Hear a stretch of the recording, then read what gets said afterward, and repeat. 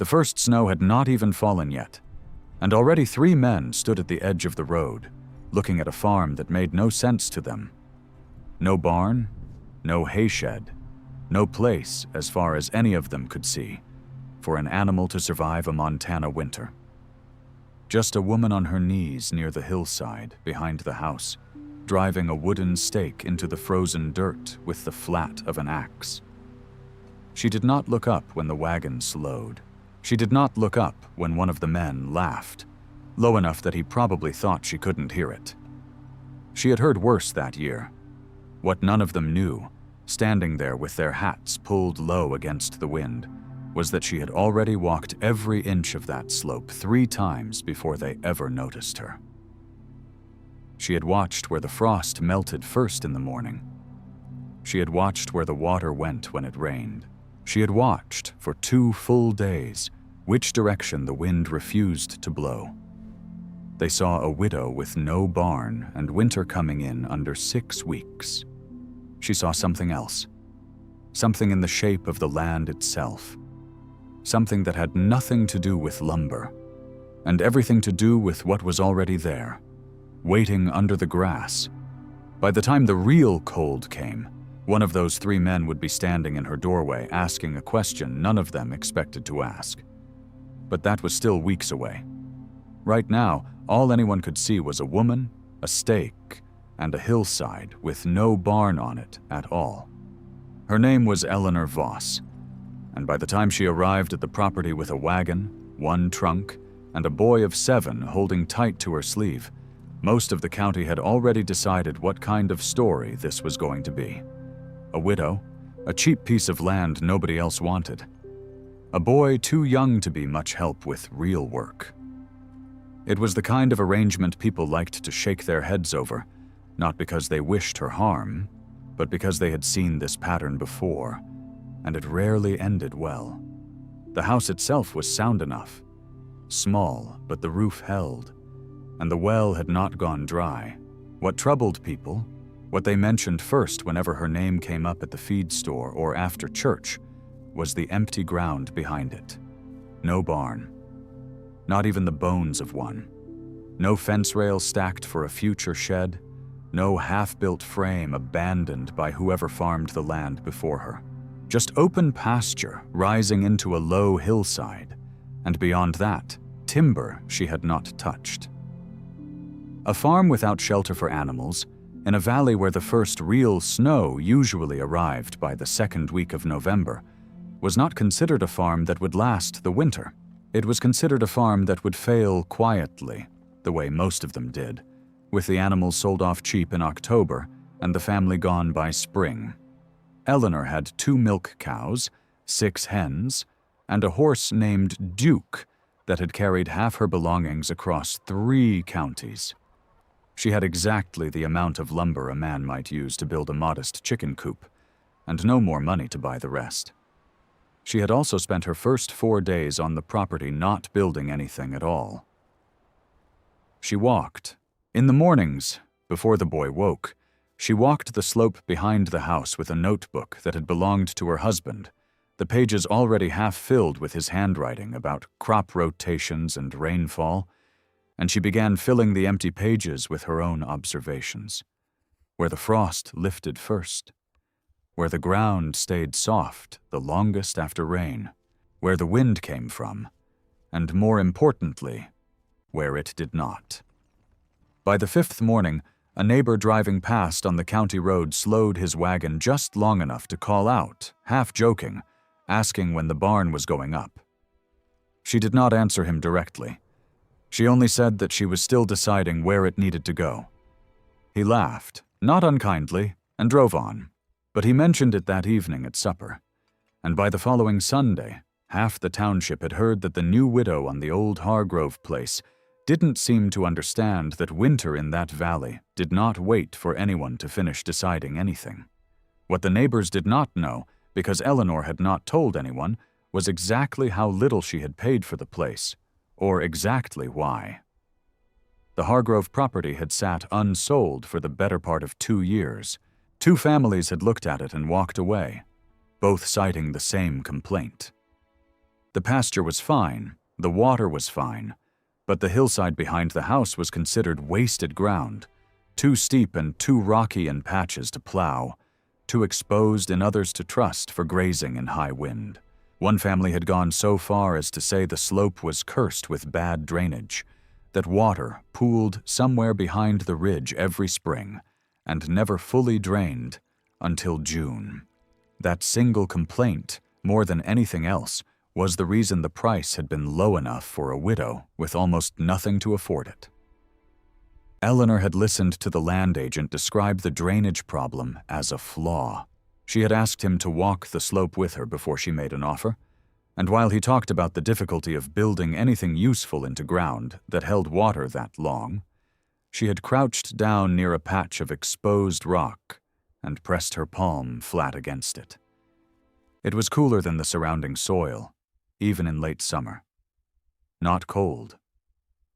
Just steady, in a way the open pasture was not. She did not explain to the agent what she was thinking. She was not entirely certain herself. Not yet. But she had grown up on a farm in a colder country before her family came west. And she remembered, distantly, her grandmother describing a storage room her own grandfather had built into a hillside outside a small village. A room that stayed the same temperature, whether the day outside was freezing or mild. Nobody in this valley built that way. Here, everything stood above the ground, proud and visible, the way a proper barn was supposed to look. Eleanor bought the land anyway, for less than half of what a comparable farm without the drainage complaint would have cost. She did not buy it because she disagreed that the ground held water strangely. She bought it because she suspected the very thing everyone considered the property's greatest flaw was, in fact, the only reason she could afford to solve her real problem before winter arrived.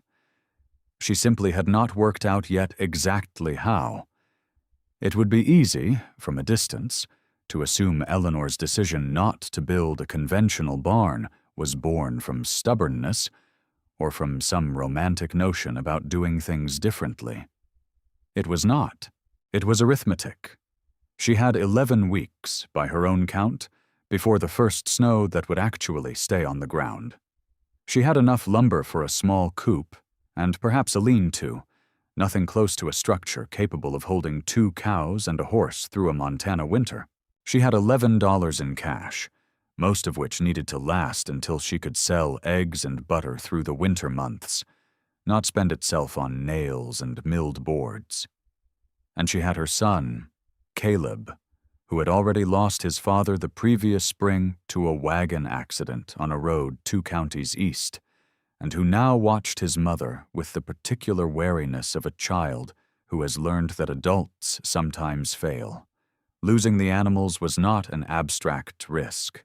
Duke was the only means she had of reaching town for supplies or a doctor if either of them fell seriously ill. The cows meant milk and butter to sell, the only steady income she had arranged for the coming months. If she lost them to exposure or starvation before spring, there would be no recovering the loss in time to plant, and no guarantee the following year would go any better. She thought, more than once during those first weeks, about simply asking for help. There were families in the valley with barns large enough to take in a few extra animals for the season, in exchange for labor or a share of the milk. It would have been the sensible choice. It would also have meant admitting, publicly and immediately, that she could not manage the place on her own, in the first month of trying. Caleb asked her one evening, while she was writing in his father's notebook by lamplight, what she was going to do about the barn.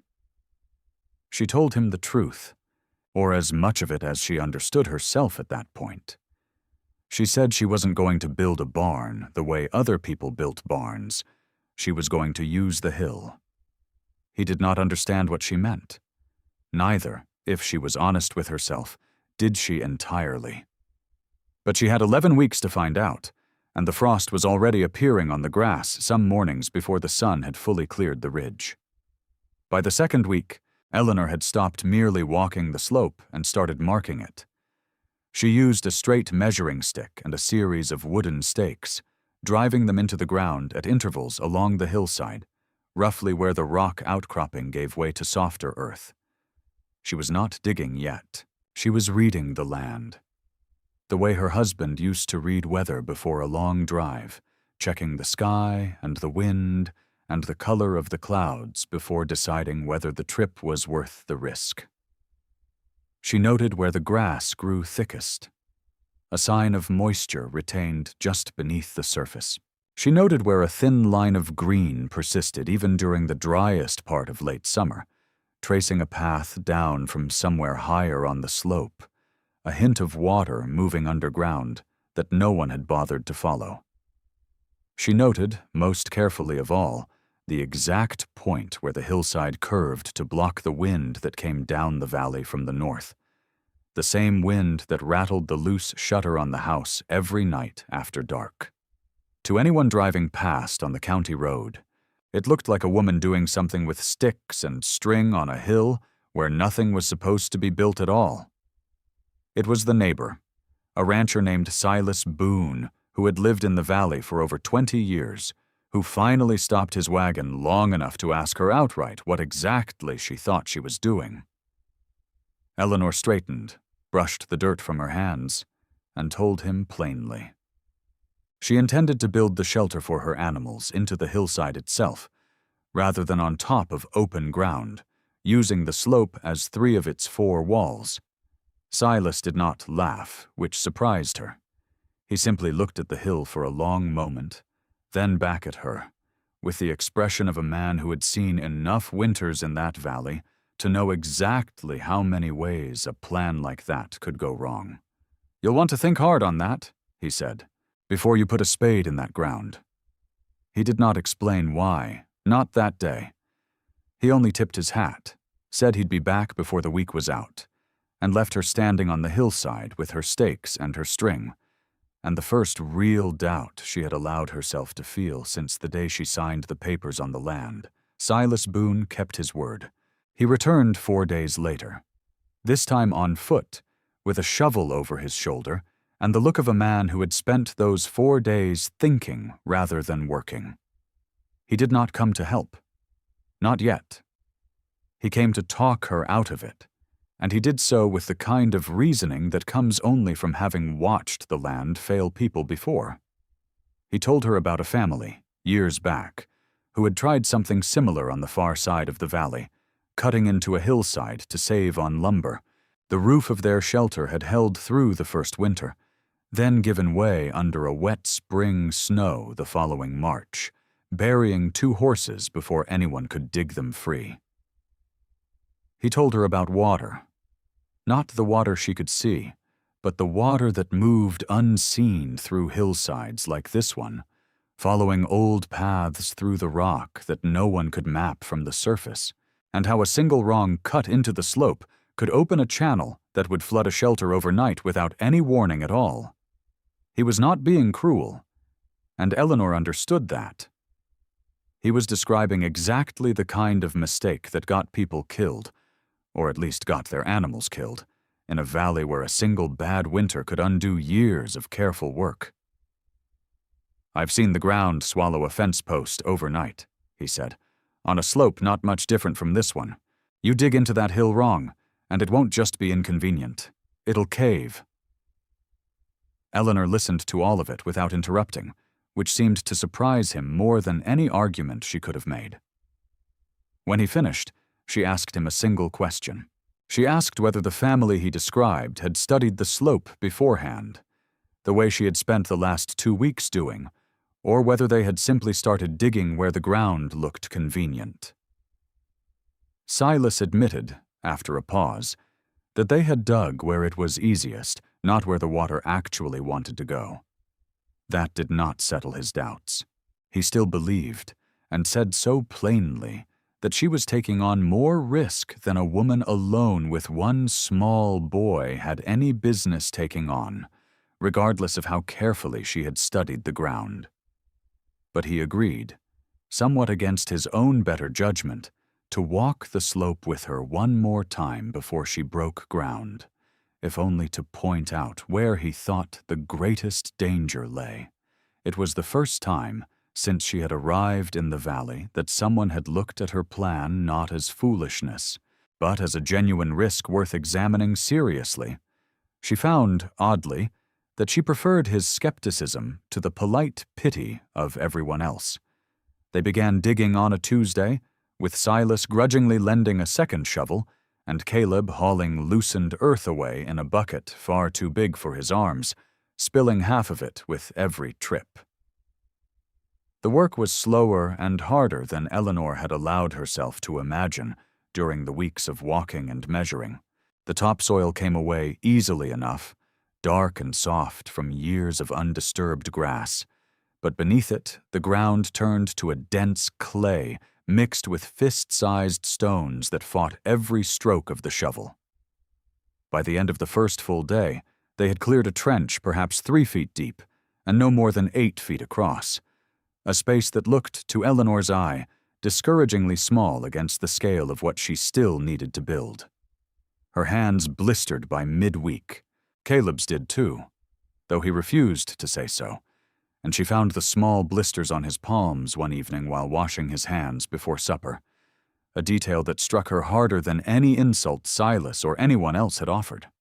Silas came back most days, never staying long, never quite admitting that he had decided to help rather than simply observe.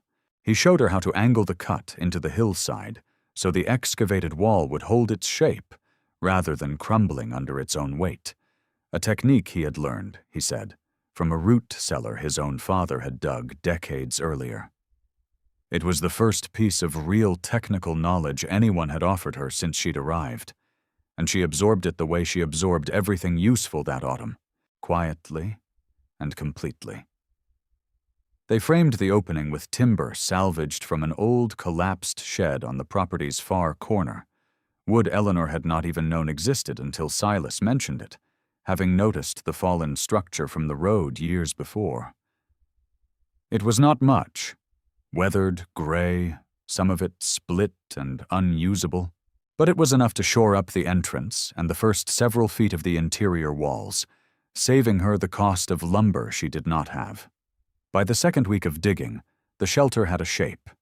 A cavity perhaps 14 feet deep, cut into the base of the hillside, framed at the entrance, with the packed clay walls rising on 3 sides and the open pasture at its front.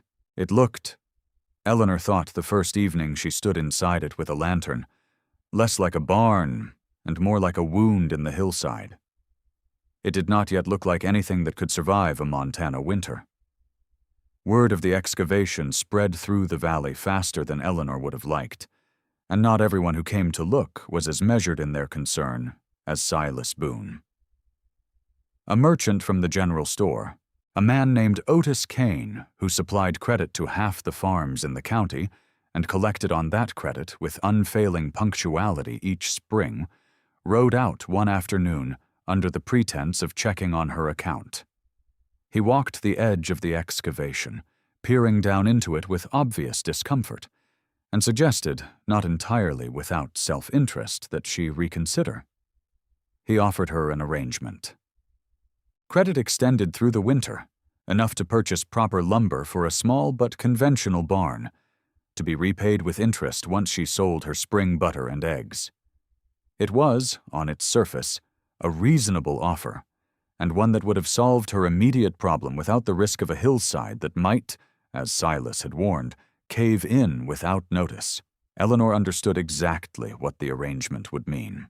Interest she could not easily predict, owed to a man who held debt over half the valley and was known to call it in without much patience when a season went poorly. It would trade one uncertain risk, the hillside, for another uncertain risk that came with a signature and a due date. She declined the offer, as politely as she could manage, and told him she intended to finish what she had already started. Otis did not hide his skepticism well.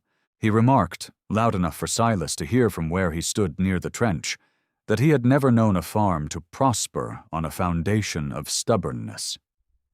He rode off without waiting for a response, and Eleanor stood at the edge of her half-dug shelter for a long moment afterward, aware that she had just made an enemy of the one man in the valley who controlled credit for nearly everyone in it.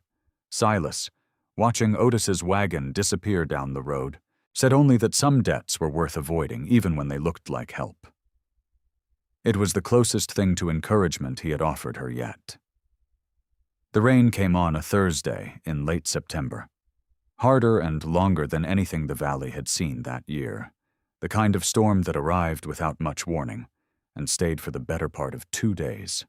Eleanor had not finished sealing the shelter's roof, a lattice of timber and packed brush she had intended to cover with sod once the frame proved sound. She had believed, based on 2 weeks of careful observation, that she understood where the water on that hillside wanted to go. She was wrong, or at least not entirely right, and the storm made that clear within hours. Water did not flood the shelter from above, as she had feared it might. It came instead from a direction she had not fully accounted for, seeping in along the base of the eastern wall, the one nearest the outcropping of rock she had once pressed her palm against and found strangely cool. By the second morning of the storm, there was standing water across nearly a third of the shelter's floor, deep enough to soak the lower few feet of the timber framing and turn the packed clay floor to mud. Caleb found it first, wading in with his boots to check on nothing in particular, and came running back to the house white-faced, certain the entire hillside was collapsing the way Silas had warned it might.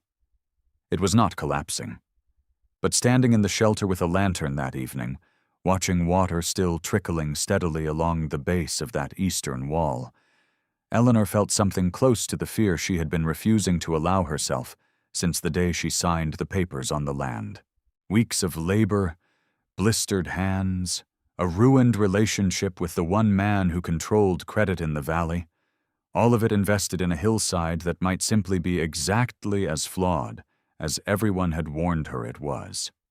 She sat on the wet timber frame long after Caleb had gone back inside, the notebook open on her knees, staring at the water without yet understanding where it had actually come from, or how to stop it from coming back.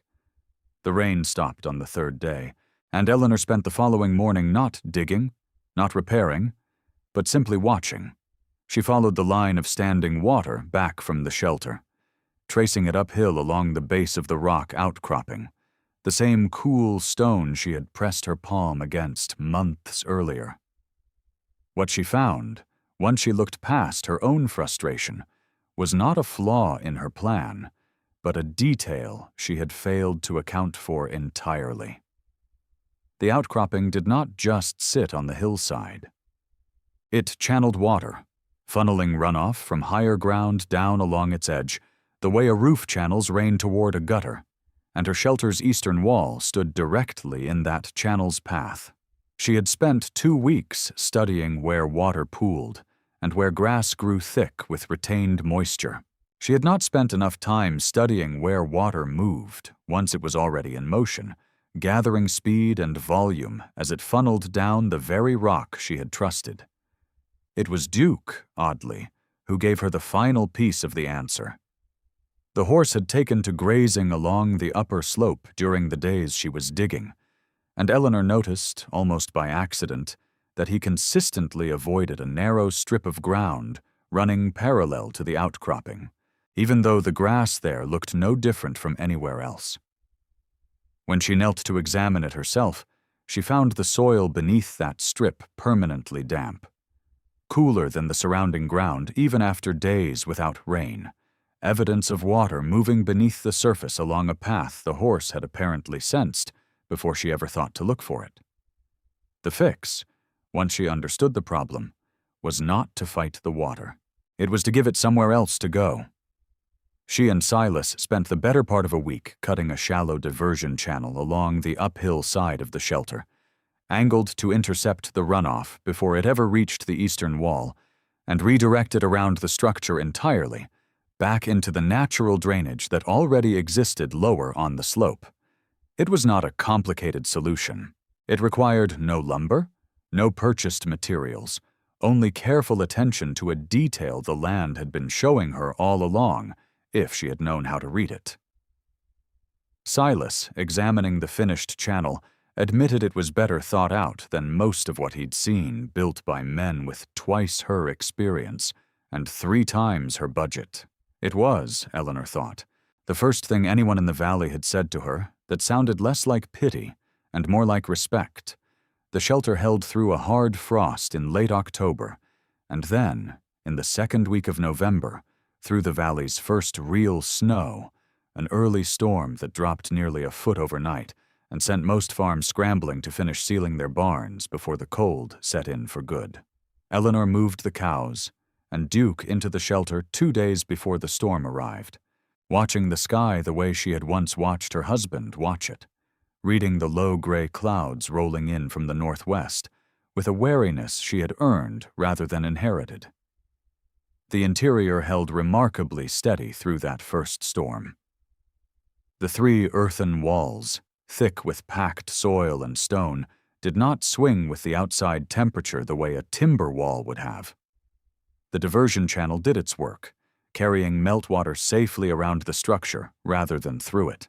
Even the small ventilation gap Silas had insisted on cutting near the roofline, meant to let the animals' breath and body heat escape before it turned to damaging condensation inside the packed earth ceiling, performed better than either of them had dared to hope, keeping the air inside noticeably drier than the open, snow-heavy air outside.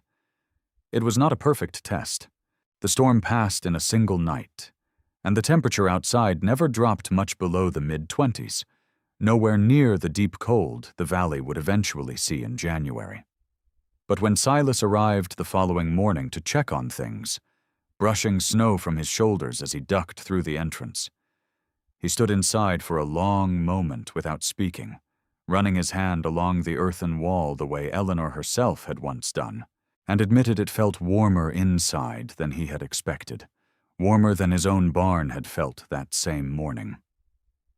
Word of that first storm traveled through the valley the way word always did, fast and slightly exaggerated by the time it reached the far farms.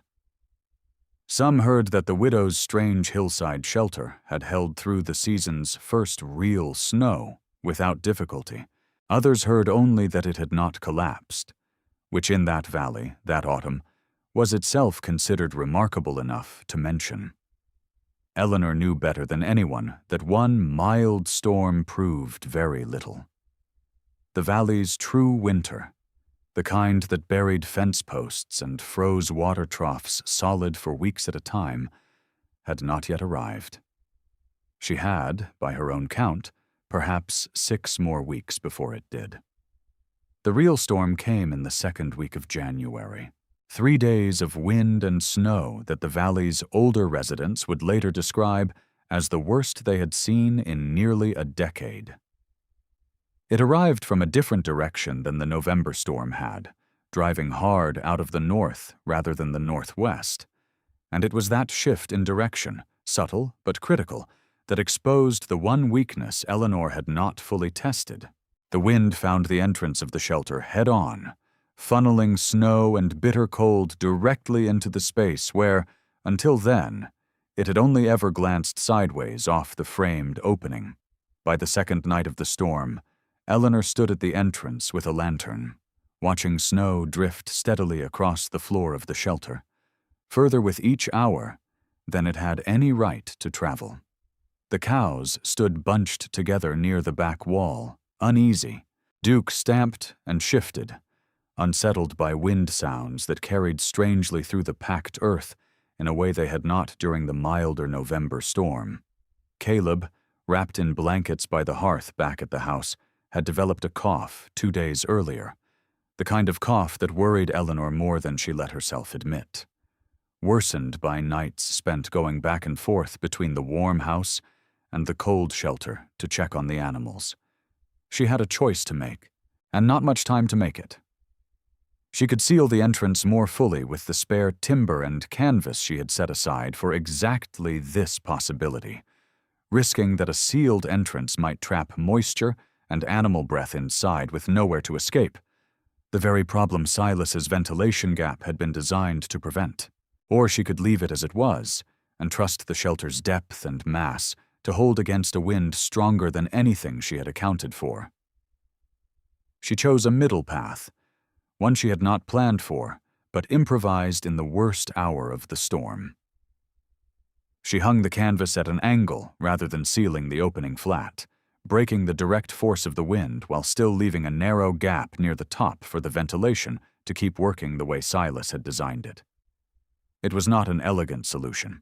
It was the kind of decision made by lantern light with frozen hands, uncertain whether it would hold until morning. She did not sleep that night. She sat wrapped in a blanket just inside the house's doorway, close enough to hear if the wind changed again, listening to Caleb's cough through the wall and to the storm outside, unable to know which one she was more afraid of.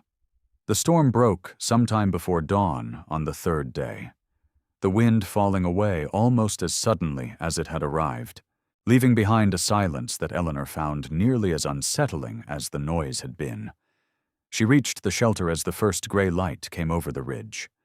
The angled canvas had held, snow-crusted and stiff but intact, and behind it the animals stood exactly where she had left them, restless but unharmed. The floor was dry beneath a thin dusting of blown snow near the entrance. The ventilation gap near the roofline had done its work through the worst of the storm, and the air inside, when she finally stepped through, was noticeably warmer than the frozen world outside, warm enough that her breath stopped fogging within a few steps of the entrance. Duke nickered at her, unbothered, as if the previous 3 days had been nothing more than an ordinary inconvenience. Caleb's cough eased within the week, helped along by rest and the ordinary remedies available to a household with little money, but a mother determined not to lose anything else that winter.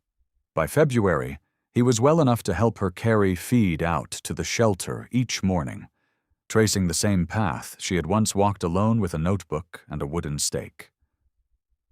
Silas came by more often after that storm, no longer to check on the risk of collapse, but simply because, as he put it once without much ceremony, he had started to think there might be something worth learning from how she had built the place. Otis Kane never mentioned the credit he had once offered her, though Eleanor noticed he stopped bringing it up at all, which in its own way was its own kind of apology. By the following autumn, 2 other families in the valley had begun cutting their own shelters into hillsides on their properties, using pieces of what Eleanor had learned the hard way: the diversion channel, the angled entrance, the narrow ventilation gap near the roofline that made all the difference between damp, dangerous air and air an animal could breathe safely through a hard winter. Eleanor never came to think of the shelter as remarkable. To her, it had simply been the only honest answer to a question the land itself had been asking since the day she first knelt down and pressed her palm against that cool, patient stone. The valley remembered the storm that winter, the way valleys always remember their worst weather. But what people spoke of more, in the years that followed, was not the wind or the snow at all. It was a hillside that had never needed a barn built on top of it, because the answer, all along, had been waiting just beneath the grass. This story is presented for educational and historical storytelling purposes. It is not engineering, construction, or safety advice.